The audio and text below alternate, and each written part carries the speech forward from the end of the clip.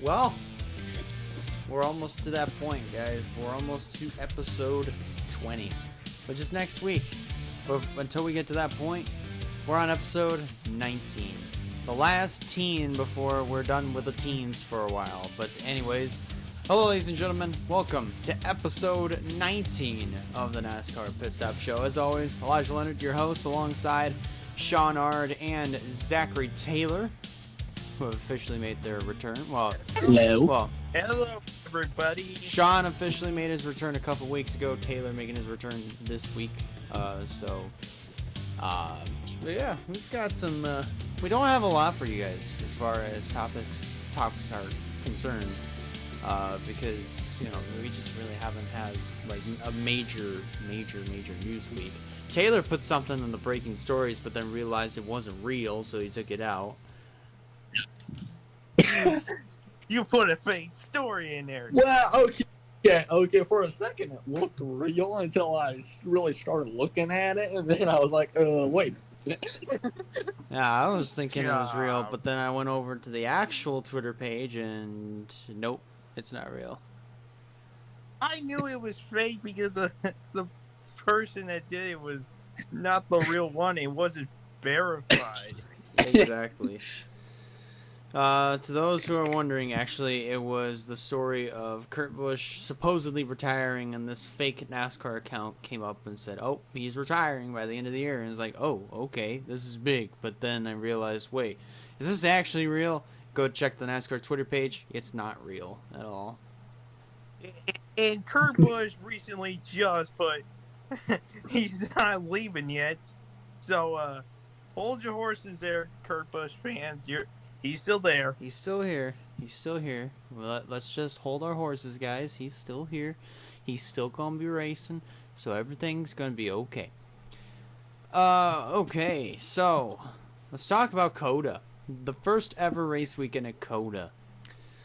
There was a lot of things that were to expect, but also there was just a lot of things that we weren't going to expect. A lot of it, part of it, there was probably 50-50 was the rain. Well, a lot of it was the weather. Mainly just a lot of the precipitation that was coming down on the track. We had no idea how much rain there actually was going to be.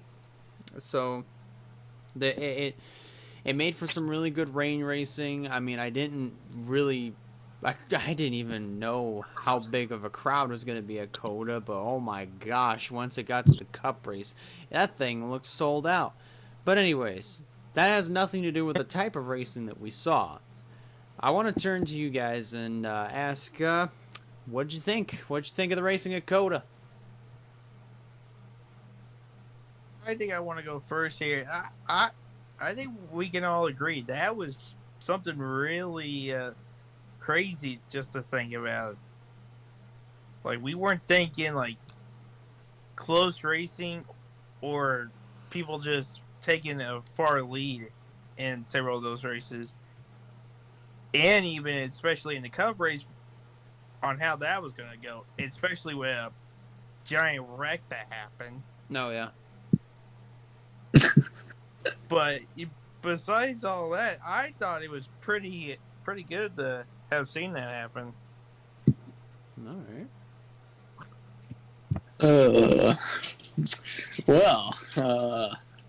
I will say, I mean, it was a very interesting way to debut COTA.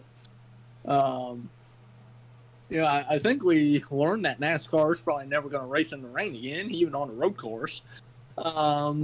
Especially, but they may. Who knows? I think they'll still do it. They're still going to do it no matter what. I mean, because like Kevin Harvick expressed his opinion about it. He doesn't like rain racing, even though on Saturday in the Xfinity race, he raced in the rain, didn't say anything because he finished fourth, and the only reason why he said something was because he got wrecked. So that Harvick should not be expressing himself. And for the fans to think about that, I don't know why. It just seems a little ridiculous that people think, oh, racing in the rain's terrible. Then why do we have all these road courses if we can race in the rain? Yeah, but at the end of the day, I mean, that's Kevin Harvick's opinion, and I don't really know where else you can go with that. But my opinion is, rain racing is pretty exciting. I mean, because rain racing basically is just like you're still racing, but you also got to be careful that you don't gas the car a little too much, give the car a little bit too much gas, because chances are you could end up losing control, even with rain tires. So, you just don't want to push the issue when it comes to rain racing. Yeah. Yeah. But especially in COTA, because COTA has 20 turns, and it's a big road course. So you screw up, it's a long way around to pit road. Oh, Yeah. yeah. But luckily we didn't see people really get lapped down when people spun out or went on the pit road. Yeah, exactly. Yeah, true. That is very true. Okay. So, why don't we go ahead? Let's get into the grading section of the show. So, guys, I'm gonna start off with Taylor. If you could give this weekend a grade from A to F, what would it be and why? Well, given all the very interesting things that we saw happen at COTA,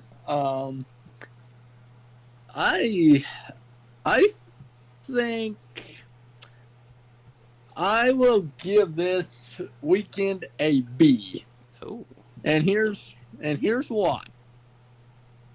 With all the rain and everything, we really, it really affected the way that the cars were handling, I think, and everything. So I think if they do go back, maybe next time we can see them not in the rain, and we can actually see what COTA could actually do. Yeah. All right. What about you, Sean? For it being the first time that they went there, they did pretty much what I thought was going to happen. A lot of good racing, even though we had our normal road course guys up in the front. I thought it was a lot of fun racing just to see. So the grade I'm going to give it an A-. Oh. Just a little bit higher than you, Taylor. Yeah, I am not gonna go where Taylor put it. I thought it was really good. Probably right now, so far, the best road course racing that we've seen. And I'm not being biased on it. It was just really good racing. Yeah. I'd have to say for road racing in the rain, for what it was good. But we didn't really see COTA under dry conditions, mainly with just no rain on the forecast, either sunny or cloudy conditions, but with dry track conditions is what I'm referring to. So we've yet to see that, and should they go back next year, and should the weather hold up, we might see that at COTA next year. But and we're going to talk about COTA a little bit later on in the show. But before we get to that point, I'm going to go ahead and give it my grade. Seeing as how, I saw the highlights here and there, just the restarts. The only thing I'm going to say is that the restarts were just absolutely wild. So wild that I think it was the Cup race started doing single file restarts. Yeah, it was. But no, they would then go back to 3 wide, like it's a launch area. It didn't make any difference, because the thing is like that front stretch going up the hill heading into turn 1, it's really wide and there's a lot of room to work with. So whether it be double file restarts or single file restarts, it won't make a difference. So because you're going to be right next to somebody going in the 1. Exactly. Either you're going to be in a sandwich going into 1, or 2 of you guys are going to be in a sandwich of 4 wide going into turn 1. Yeah, it's like It's like a Homestead, a Michigan, an Auto Club, or one of those other tracks. Yeah, basically. All right, so as far as my grade is concerned, the restarts were just super chaotic, which I thought was the best part. It's kind of like Watkins Glen, where you're going downhill into the first corner, which is a right-hander, except you're going backwards in a sense, where it's a uphiller and the first turn is a left-hander. So, I mean, but either way, just the restarts were just really wild and just completely filled with chaos and just... the type of racing that we saw on the rain, I mean, that was good. I mean, a lot of drivers were trying to play it smart, and just there were also times where there was a bunch of wheel hopping and overshooting each corner and getting off the hill or getting off the track into the access area. So, you know, I'm gonna back Sean up here and say that COTA gets an A- from me. Oh, Alrighty, guys. So when we come back, we're going to review some of the topics that we've got for you guys. We might come up with more. I have no idea what other topics there are to discuss. But we're going to talk about the two topics that we've got for you guys. So stick around, folks. We'll be right back.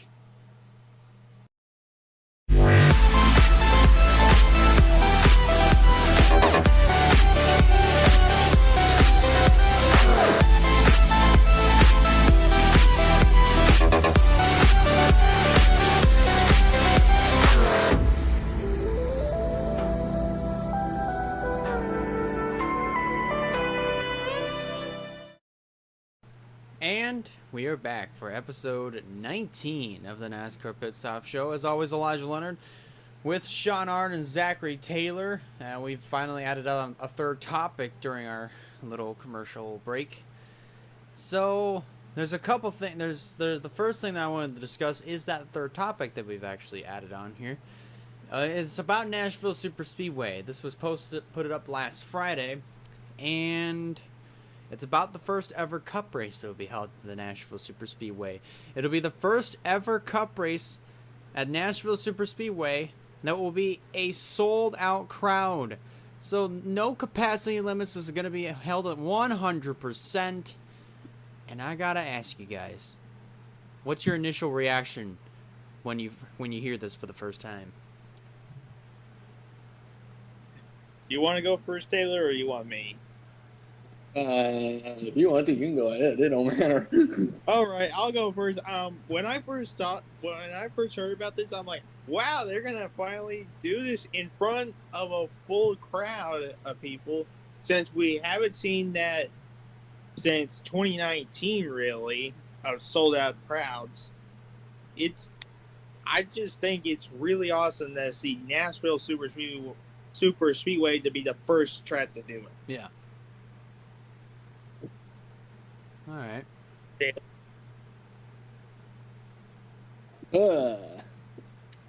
Well, most definitely it's going to be awesome to have a lot of fans in the stands this time. And have a sold-out crowd, that's really going to be awesome. So, hopefully they won't have to make any last-minute adjustments and limit the capacity at the last minute. But yeah. Hopefully we can get all the stands filled up. Yeah, and on top of that, just like, this is huge. This is absolutely huge. First of all, because this is the inaugural race for the Cup Series. This is going to be held in front of a sold-out crowd.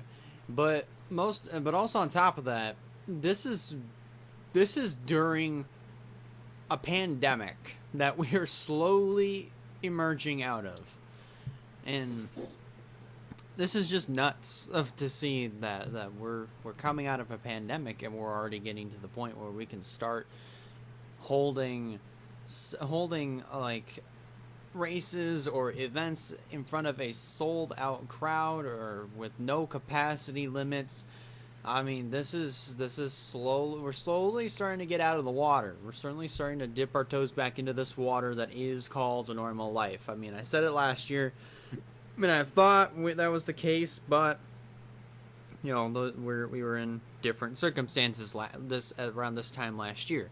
So, I mean, this is great. I mean, I'm loving what we're seeing here, and hopefully, Daytona, Darlington, and Kansas later on this year, which were the other 3 tracks that were announced to have no capacity limits. Hopefully those races can eventually get sold out. I mean, we're just gonna have to wait and see what happens. Yeah. The next thing that I wanted to go ahead and discuss here, and this is actually some news that had come out recently, and it is about Eddie DeHaan, who is Chase Elliott's spotter. He was actually, let me go ahead and pull up an article about this. But he was arrested for an assault. I think it was about earlier this month. So here it is. Eddie DeHaan, the spotter for Chase Elliott, has been suspended by Hendrick Motorsports and NASCAR after an arrest earlier this month. He was arrested on May 12th in Catawba County in North Carolina and faces charges of misdemeanor assault on a female and a misdemeanor battery of an unborn child. DeHaan has a court appearance scheduled for June 7th on the misdemeanor battery of an unborn child, and June 30th for the charge of misdemeanor assault on a female. DeHaan has worked with Elliott since Elliott's rookie season in the Cup Series, and he also spots for drivers in Xfinity Series and the Truck Series. DeHaan worked for 2 Cup races with Elliott following his arrest, including the last weekend with the number 19 won at COTA. So this is a statement that Hendrick Motorsports had released.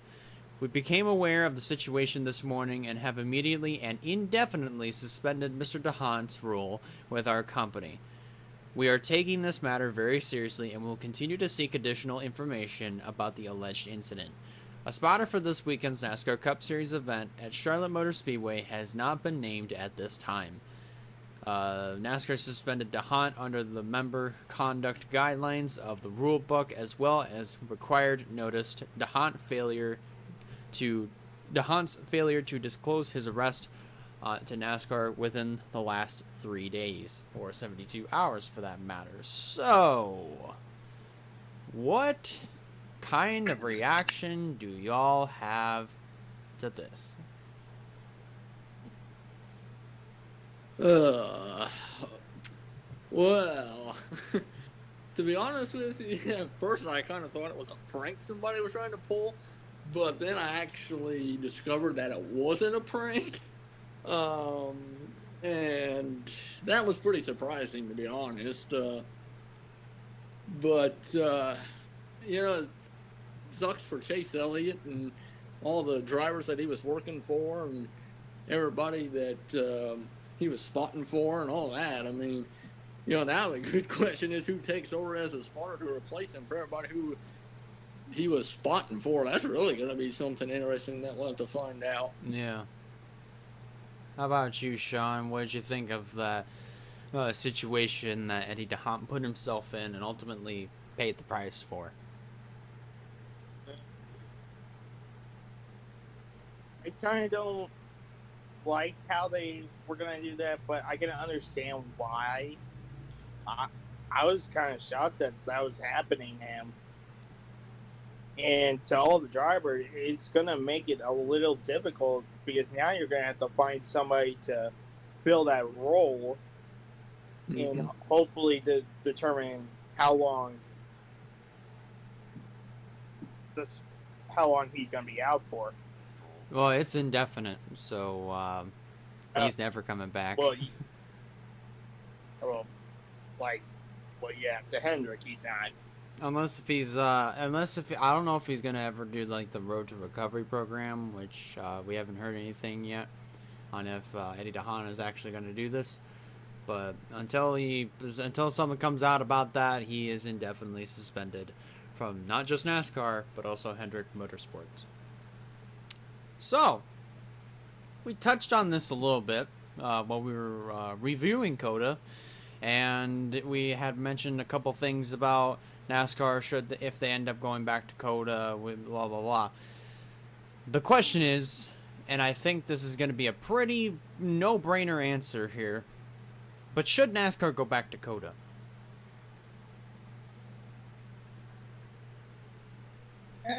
Taylor, how about you answer this one first? Well, I would say yes. I mean, we did see some really good racing, and like you were talking about earlier, with all the restarts that were crazy, them going 3 and 4 and 5 wide like they were and everything else. I mean, I hope they do go back and give COTA another shot. That would be really awesome if they do. And I mean, most definitely, I would love to see them go back to COTA. All right. How about you, Sean? What you think? Okay, without being really biased here, I'm going to agree and say yes, because Elijah, you also kind of touched on this before, that we haven't seen COTA without all the rain and stuff and having it just dry. We need to, if we go back, if it's going to be dry. Yeah.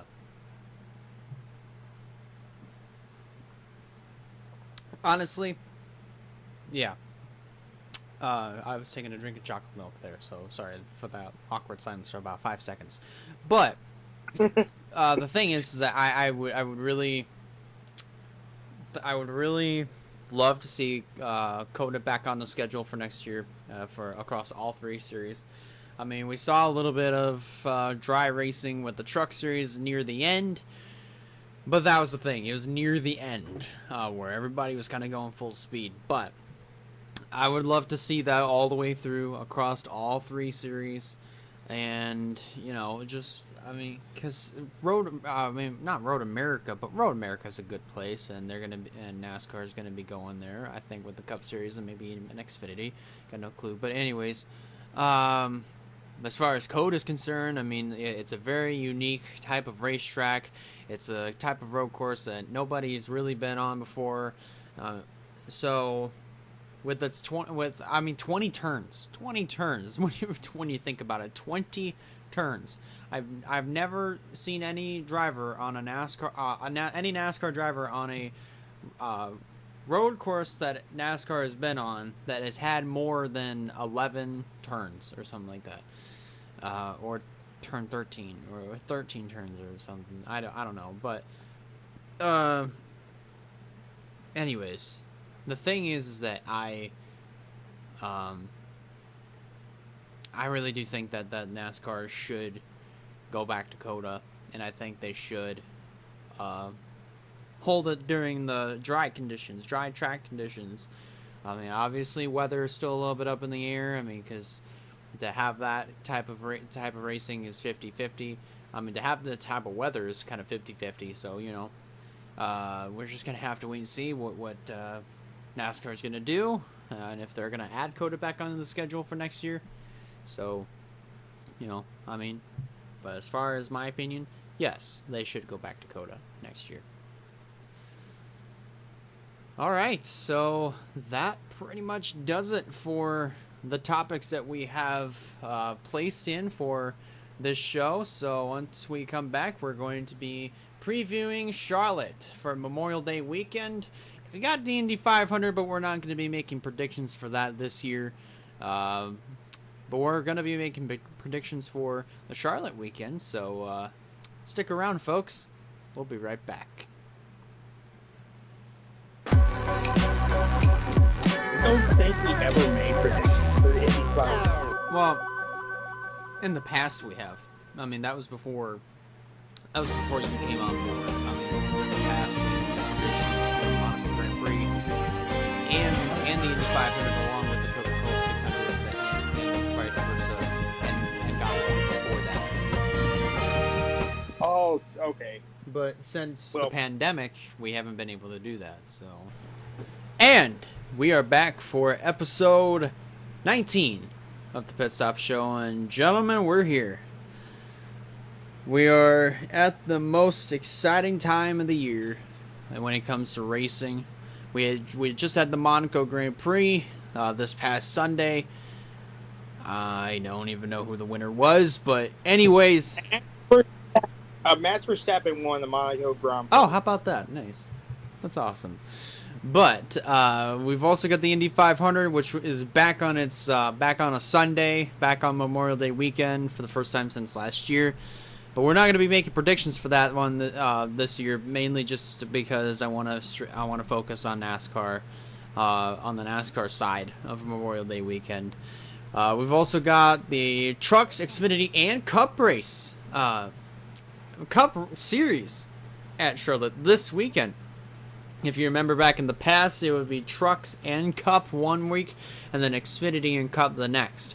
But this weekend, it's all three series at the same place, not racing at the same time, but all in the same place.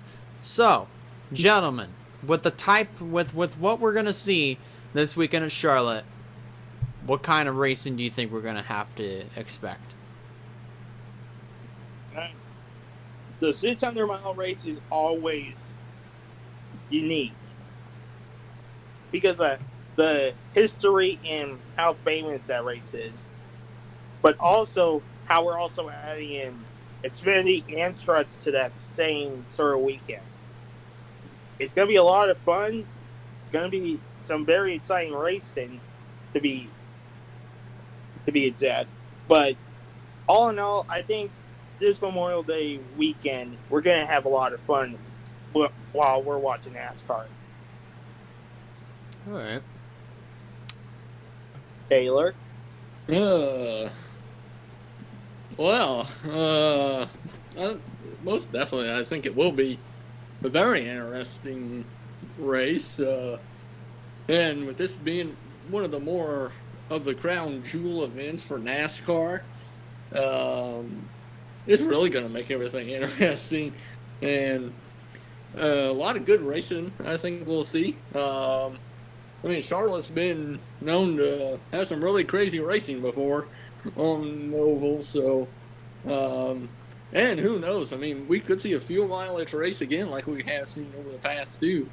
Oh yeah, I mean, we've had quite a few fuel mileage races. I mean, Casey Mears and everybody back in 2007, then 10 years later with Truex, Kyle Busch, and Austin Dillon. Dillon barely making it on fumes. I mean, we've had fuel mileage races at Charlotte before, regardless of whether there be stages or not. So, I would definitely say that fuel mileage racing and some maybe green white checkers are some things to expect when it comes to Charlotte. And also, just on top of that, just the really fast blazing speeds at Charlotte. I mean, we've seen those before. So, let's go ahead and get into predictions. So, to give you a full rundown of how we do our picks, a driver to win, pretty self-explanatory. A driver to stay away from, a driver who really hasn't been doing all that well throughout the last few weeks, and also the dark horse, who is the exact opposite, who has been doing good throughout the last couple of weeks. It's another double point weekend for this one, and I'm actually very excited because we had one double points weekend last week. This weekend, same thing across all three series. So, without further ado, Zachary Taylor, you are up first. Alrighty. Well, starting off with the truck series, the driver, I think I'm going to say stay away from. I think I shall say stay away from Ben Rhodes. Starting off big, aren't we? That's big. Far as my selection for the dark horse, I think I'm going to take Zane Smith as my dark horse. Alright. And my driver to win, I will say Sheldon Creed is going to be my driver to win. Far as Xfinity goes, driver to stay away from,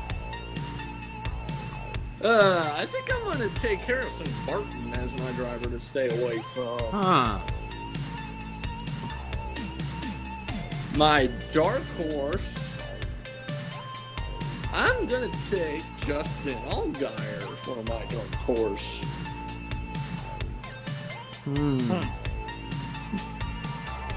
My driver to win,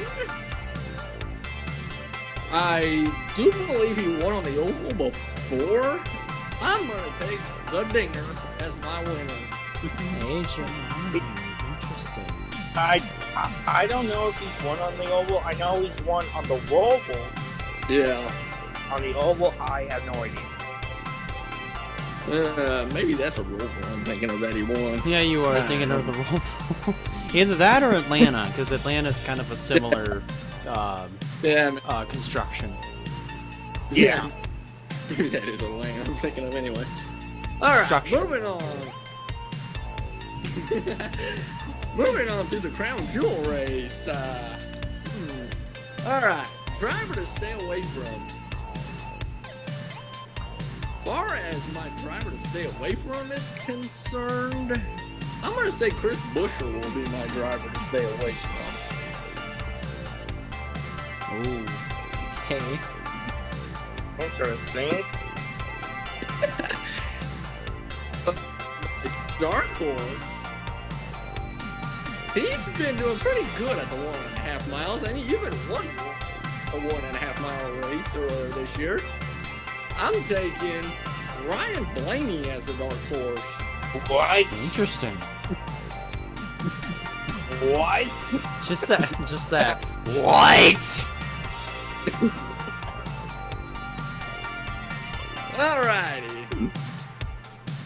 And to win the Coca-Cola 600, I am going to take a previous winner of this race.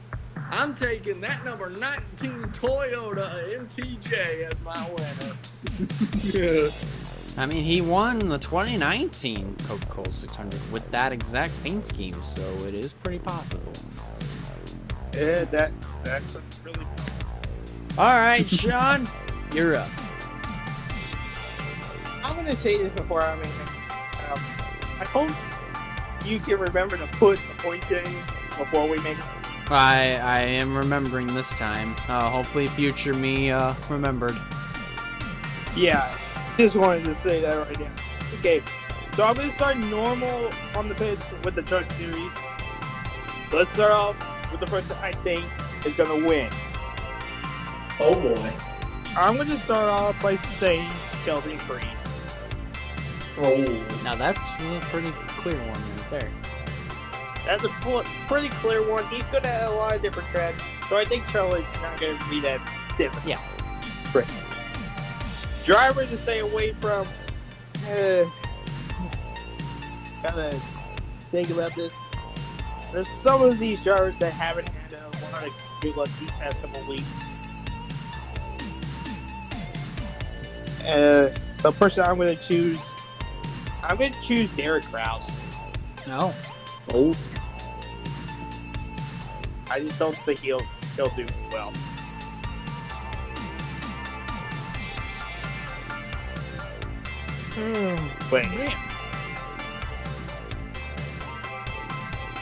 Wait, did I just say my dark horse or driver stay away? I think you said driver stay away from. Yeah. I think. Yeah. Gonna make sure I didn't mess up there. Let's go to the dark horse. And I'm going to choose Zane Smith. Okay. Yeah. He's been good So I think I'm thinking he could still continue that streak of doing really well. Yeah. Okay.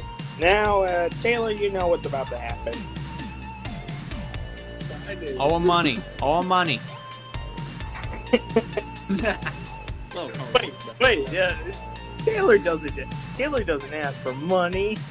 We'll have a conversation about that after the show. Do it this week. Oh. Okay. So I'm gonna go Taylor's method here on choosing for Xfinity Series. Let's start off with the driver to stay away from, and I'm gonna choose Justin Haley. Whoa. Because these sort of tracks aren't really his specialty. Huh. He kind of always has trouble, and I think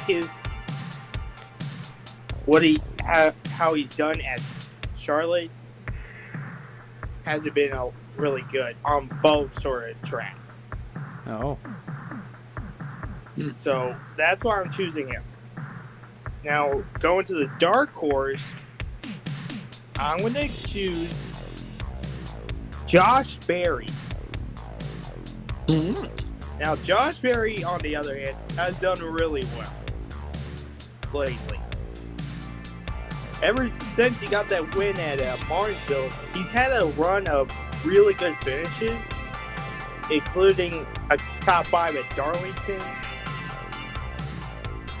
And I think he's going to continue well at Charlotte. But the driver who I think is going to win, there's a lot of great choices here with this. But I'm going to choose Justin Allgaier. Okay. I'm going to take Allgaier here. I think he can do well at this track. He's won at a 1.5 mile track this season back at Atlanta.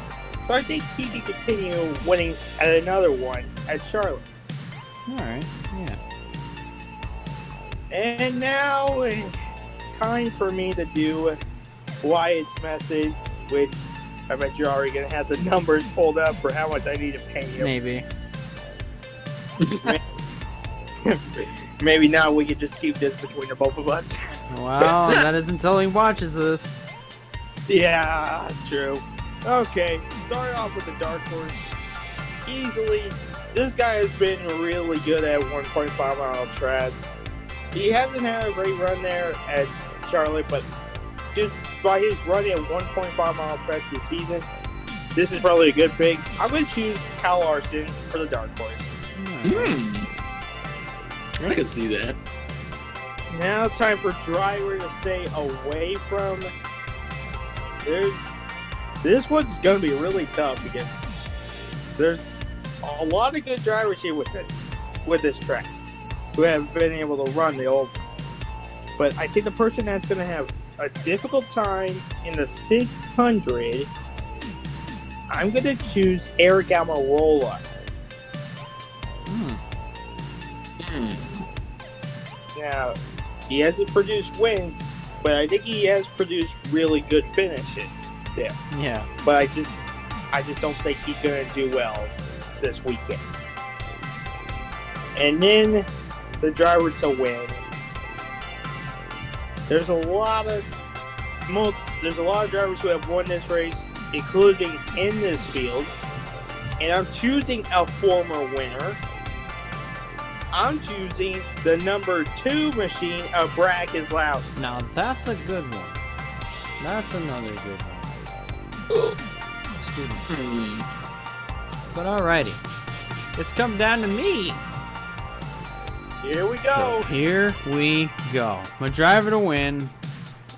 This is actually going to be kind of tough for the most part, but I'm going to say for my driver to win, I'm going to take a little bit of a different direction here and say John Hunter Nemechek is my driver to win.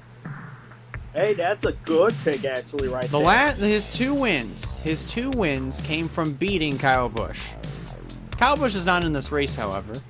So, I mean, I'm pretty sure he could do it without beating him. Driver to stay away from. This also is it's a little bit difficult. But if I chose him last week, I'm probably going to have to choose him this week. It's Tanner Gray as my driver to stay away from. I was kind of right about what happened last week. COTA was not a good up for him at all. It was a very, very, very definite down.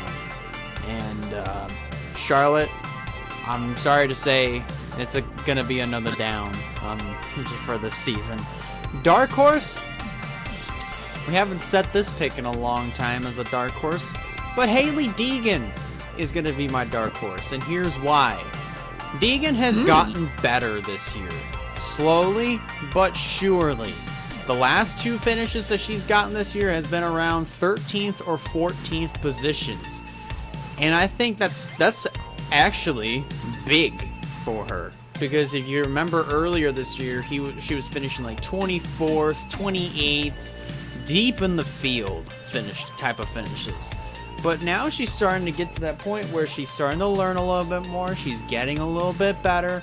So I think we're gonna see a little bit more of Hailie Deegan later on this year, and this is gonna be another one of those races where I think she'll consistently finish right around 13th, 14th, possibly. Maybe even better than that. Got no clue yet. So, Hailie Deegan, bold pick here. It's going to be my dark horse. And I think she has raced on Charlotte before, if I'm not mistaken. That's actually Kansas you're thinking of. Oh. But she has, but that's Truck Series wise. In ARCA, she has raced there. Yeah, that's where I was kind of going. All right. He done it in the past in the ARCA series. Yeah. So she may have a little bit of knowledge going to that. Okay. So for my driver to win at Charlotte for the Xfinity Series, man, I might say maybe it's going to be a Junior Motorsports car. And I think out of all those Junior Motorsports cars, I'm going to say Justin Allgaier is my driver to win. I think Taylor kind of went the same way, didn't he? Yeah, I think so.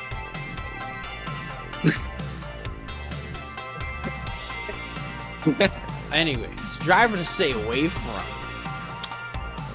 My driver to stay away from, man, I don't know. I'm gonna say for my driver to stay away from, man, I don't know if I should do this to him because this is his first race in that 23 car. Ty Dillon. Oh no! I'm sorry, but Ty when it comes to Xfinity, he hasn't really done all that great. Man, I just feel bad for him. I feel bad for him. I think we all feel bad for him. Like, he's been good in the past. He just hasn't had all that good luck that we were kind of hoping he would have. Yeah. But alrighty, dark horse. Austin Cindric's my dark horse. That's a good choice right there. Yes. Because Cindric, he has done genuinely really good on 1.5 tracks. Last year is a pretty good example of that one. Swept Kentucky weekend.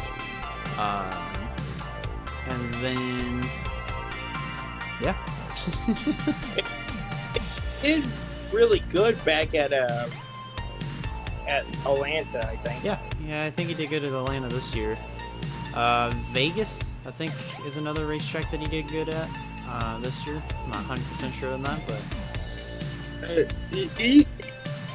1.5s are really good for him. Oh yeah, 100%. And here we go, the main event for the NASCAR weekend, the Coca-Cola 600 miles of remembrance. Here we go. My driver to win. Man, oh man, this is kind of tough. But I'm going to go ahead I'm gonna back up. Actually, wait. I could go for a different one. I'm gonna say this is the race that got away from him. Chase Elliott is gonna be my driver to win. Oh boy, that's actually he did win in one of those two races back up the oval last season, so that's a good pick. And last year, remember, in the Coca-Cola 600, I mean, this was just with a handful of laps to go. I think he was gonna stay out, and then they called an audible, said come in pit. He comes in pits and doesn't have himself a good finish at all. I don't know if this was. I really don't know what it was. But either way, Chase Elliott. This is the one that got away from him last year, and he's gonna come back and win it this year. So he's my driver to win. So you're saying a redemption story this time around? Exactly. My driver to stay away from, on the other hand, man, oh man. Some drivers that you could probably choose as a driver to stay away from, but then there are others where you could, but you also don't know. But as far as my driver to stay away from is concerned, I will have to. I'm gonna choose. This also is kind of tough here. I could choose somebody else, or go for the guy that I've chosen the most this year.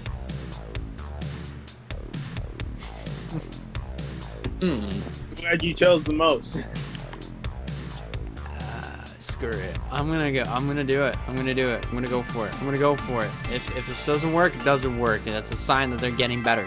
But here's the guy. Bubba Wallace is my driver to stay away from. Oh! Because 2311 has gotten themselves off of a rocky start this year. A rocky start. Yeah, they crashed in the 500. They've had so many types of they've run good. I will give them credit where it's due. They have run good, but there have been numbers that have just not backed up those good runs. I mean, they finished, I think, 28th at the road course, the Daytona road course. I think 22nd. I think 22nd at Vegas, another 28th, and I think it was a string of 28th place finishes until he got the first best finish for 2311, which was 16th, but now it's 11th. So they're getting somewhere. But I don't think Charlotte is going to be another one of those types of races where they're going to improve or keep that momentum up. So until I see a little bit more results, Bubba Wallace is going to be my driver to stay away from this week. Ouch. That's just a big ouch. I know that it's a big ouch. It's a big ouch right there. But my dark horse, Alex Bowman, is going to be my dark horse. That's a good pick. That's a good pick. He has done well lately. He's been doing really well lately. I think this is the best that he's ever done this year. Two wins. Yeah. Quite a few top fives. Quite a few top tens so far this year. So I'm sure Alex Bowman's going to keep that top 5, top 10s momentum that he's got going on here. He's going to keep that going. And if he wins the 600, great. If not, oh well. I mean, he might finish top 5, top 10 out of it. So Alex Bowman, my dark horse for the Coca-Cola 600. That seems like a good pick right there. But in the past, he may have not done so well. But we'll see what happens. We'll 100% see what happens. And all right, gentlemen. Truck race starts tonight, 8:30 p.m. Eastern Time. Any final words before we get this weekend underway? I'll start off by saying I think it's good that we're going to be honoring a lot more of the troops that we have lost this weekend, even though we should be able to honor them every single day. It's good that we have a lot more time to know who they were on this weekend and throughout this whole month. So it's really good to have this happen. Mm-hmm. About you, Taylor? Well, most definitely. I will agree with what Sean just said. Most definitely. I mean, as big of racing, as big as the races are that we're gonna have this weekend, it's really about all the soldiers who have sacrificed what they have to keep us free and allow us to have these big races like this. So, but I do think we will see a lot of good racing, and who knows, maybe we'll see an upset winner again. Oh, like yeah, 100%. Yeah, anything can happen in all the races that we'll watch. Oh yeah. And by the way, Sean owes me $1,187. Hey, let's deal with that after the show. I think that's it. All we had to say, though. Yeah, 100%. I mean, anything can happen during the Coke 600 weekend. Anything can happen in Indy 500 at the Indianapolis 500. So hopefully you guys watch those races coming up this weekend. So yeah, that about does it for us. So thank you guys a lot for watching. If you like this video, go ahead, give it a like. If you have not considered subscribing yet, recommend you do so to keep up with some fine content coming out in the near future. That about does it for me. On behalf of Sean Ard and Zachary Taylor, I'm Elijah Leonard, and we'll see you on the next one. Peace.